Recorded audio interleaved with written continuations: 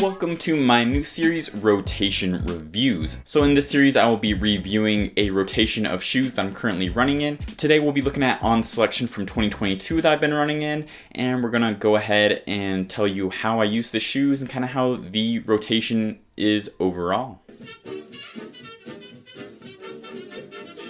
So the shoes in my rotation are the Cloud Monster, the Cloud Go, the Cloud Neo, the Cloud Vista, and kind of occasionally the Cloud Stratus 2. So one of the bread and butters of a rotation is the everyday trainer, the workhorse of your mileage. For me, that has been the On Cloud Monster.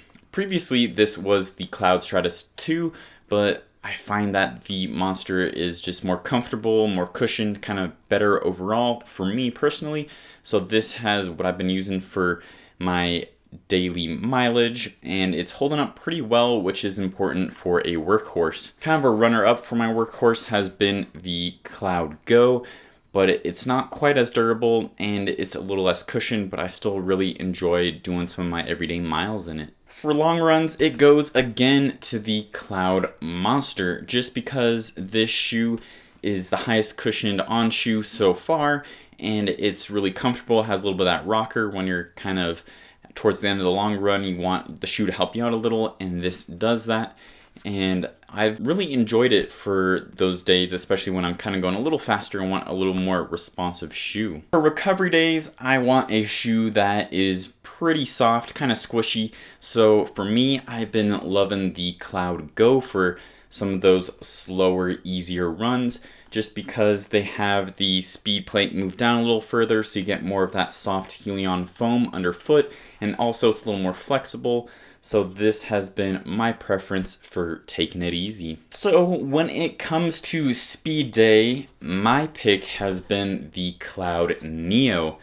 The shoe is really light. It has a full P-Bax midsole. It has the firm plate in the middle, and it has a pretty pronounced rocker in the forefoot as well, so it's very snappy, very light, very quick, and I've really enjoyed this when picking up the pace. Next up is race day, and I know the Cloud Boom Echo is kind of their race day shoe. I personally haven't tried that one, and I don't have it in my rotation currently, so the Cloud Neo is going to be taking that spot as well. Like I mentioned, super light, super bouncy with that P-Bax, and very snappy. So when I run on trails, I go for the Cloud Vista.